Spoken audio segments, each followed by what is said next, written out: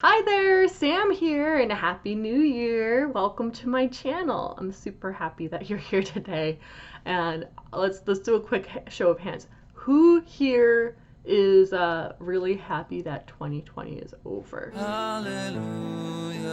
Me. It's me. The answer is me. I'm really happy it's over. Oh my god, that was so bad. I don't think I could ever be that bad ever again. Let's hope that we're off to a good start in January. If you, like many other people, had a New Year's resolution you set January 1st, which was only 3 days ago, and you've already broken it, you're not alone. No, I'm not talking about me. Gosh, I don't even believe in New Year's resolutions. We'll talk about that, I promise. But I'm actually wanting to talk to you about the drive that makes us want to set New Year's resolutions in January anyways. Because after the end of every year, we do a lot of reflections, not just on the good stuff, but also the bad stuff. Like, we know we're not perfect beings. We always want to strive to do better. I don't blame anybody for that. In fact, I do that all the time. However, New Year's resolutions just don't always work. They just don't. So today I want to talk about using that ambition to your advantage to see real change in your life and to temper it. Because I have this habit of whenever I start anything new, I'm like, it's time to go! Let's make shit happen! Ow! No, seriously, if you've ever heard my story about how I even started as a professional cuddler, I literally just went for it with abandon. And I don't want anybody to feel so out of control with their ambition that they burn themselves out. I know a lot about burnout. I've been burnt out several times. I've had to come back from burnout several times. It's not fun. So let's talk about how to temper that energy, use it for real change, and balance it with actually taking care of ourselves to make sure that we can keep, doing the changes that we want to see in our lives.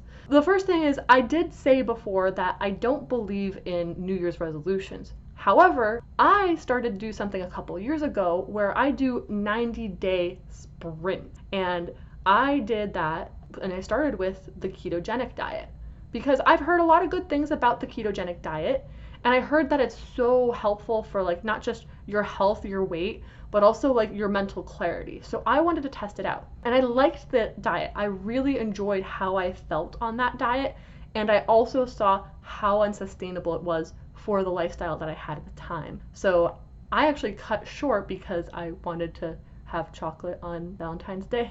And I got terribly sick because I flooded my body with a lot of stuff that you're not supposed to eat on a ketogenic diet and fell out of keto. So who knew that would be so bad if you did a dramatic drop? Oof. However, I did learn a lot about that, and I've actually adapted a lot of what I learned during that time period to how I eat now, and I feel a lot better and more in tune with my body as a result of that. So I want to encourage you to think about this. What's the New Year's resolution you had or you would have wanted to have if you actually set New Year's resolutions, and how can you adapt it into using that energy for a 90-day period? So that's basically to the end of March, let's say. It's a little bit less than that, but work with what you got, yeah? Till March 31st of this year, what can you do?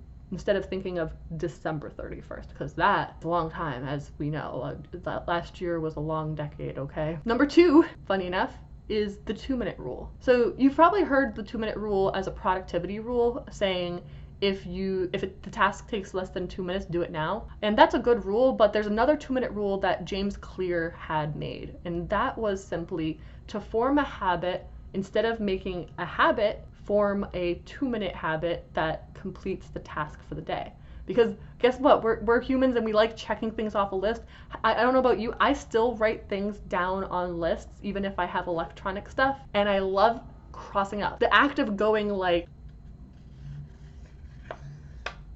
oh, that feels so good to do. That is powerful, and we can use that to our advantage. So instead of making the task if we want to learn to play the guitar, play for 20 minutes a day, which seems like it would be a really easy task, but in actuality, it can get really overwhelming if you have bad days too. You instead make a 2-minute rule, which is simply sit in the chair with the guitar in your hand. That's it. You don't need to strum, you don't need to do anything, you don't even need to tune the guitar or anything. Just sit with it. Just have it in your hand. And if you don't feel like playing, Doesn't matter. You already completed the task. You can cross it off. If you do feel like you're like, well, I'm already here, so might as well. Yeah, I like this. This is why I do this. Feels a lot better. But you're taking the pressure for you to perform and do more. You're actually doing less, but the fact that you're positioning in your mind that the task is smaller and more easy to do and you want to be able to complete something on your list is to your advantage. So maybe it's for work or like something else that you're trying to do to advance your career. Maybe it's like, I want to create like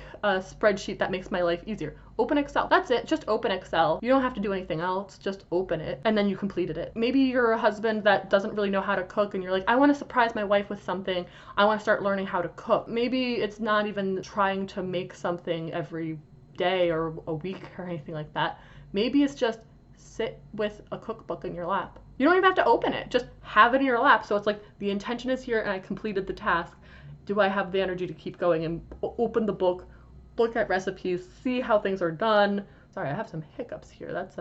And then finally, this is one of my favorites. I encourage you to set an intention for the year in the form of a word. I started doing this back in, I want to say 2016, and it got really interesting results. Now, in 2015, I was really selfless. I started going on some trips to try to really like move forward in my life, and I realized at some point that I really have just been doing everything for everybody else in my life. I was very much so a person that really likes helping other people, and I still am, but I was doing it kind of in a self-sacrificial way, and that wasn't healthy. So I wanted to change that. For 2016, the word of the year was simply me, and I put the focus on me. I took care of myself. I started paying attention to my body. I got out of an abusive relationship that was a rebound from a longer relationship. I started traveling more by myself. I went to a summit that I really wanted to go to because I just really wanted to. It changed my life. I started paying attention. I asked more from work for myself. It really transformed things. Oh, and I also went on my first international trip. I went to Berlin for New Year's, which was awesome. I freaking loved being in Berlin. I kind of want to go back at some point. But that year was incredible, even despite a lot of the awful things that happened during that year in the bigger picture. But then I was like, what's the word going to be for 2017? And so for me, I believe 2017 was the year of more. And I had quit my job. I had started working as a professional cuddler full-time that year. I went broke, but I also started doing a lot of other things in the process, including and not limited to starting polyamorous relationships. I was totally fine with living in that lifestyle during that year. It wasn't, and I stayed in those lifestyles until mid 2018 when I got into a closed relationship, and I'm still there. I'm still very happy with it. Last year, I had ended the year and I decided that the word of the year was going to be visibility. Now, and the thing is, I always set these words and I never know how it's going to show up in my life that year, but it always does. So as I said before, like it showed up those ways. This past year, do I feel like I actually have met the intention for visibility? Well, I started a YouTube channel. I wrote a book that made it on an Amazon bestseller list, which is kind of cool. Yeah, I kind of holed up in my apartment a lot more, but I also contributed a lot more.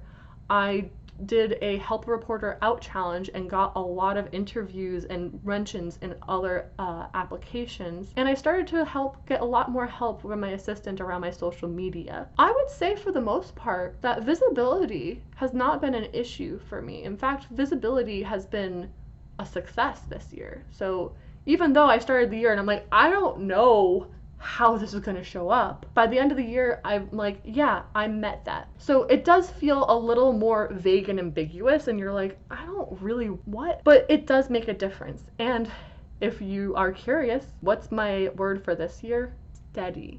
Because like I said, I have the tendency to go way, way forward in big projects, as is very clear from all the things that I've done. And I don't need to do that. In fact, I want this year to be as steady as possible with everything that I do and create, because I want to show up, but I don't just want to show up once. I want to show up again and again and again and again and again. So what's your intention of the year? I invite you to pick a word that will be the intention you live for the year, and don't get too attached to how that will show up. I know how I want to show up with steady. I might show up on December 31st and realize like, oh yeah, steady showed up in a lot of other different ways that I didn't even realize.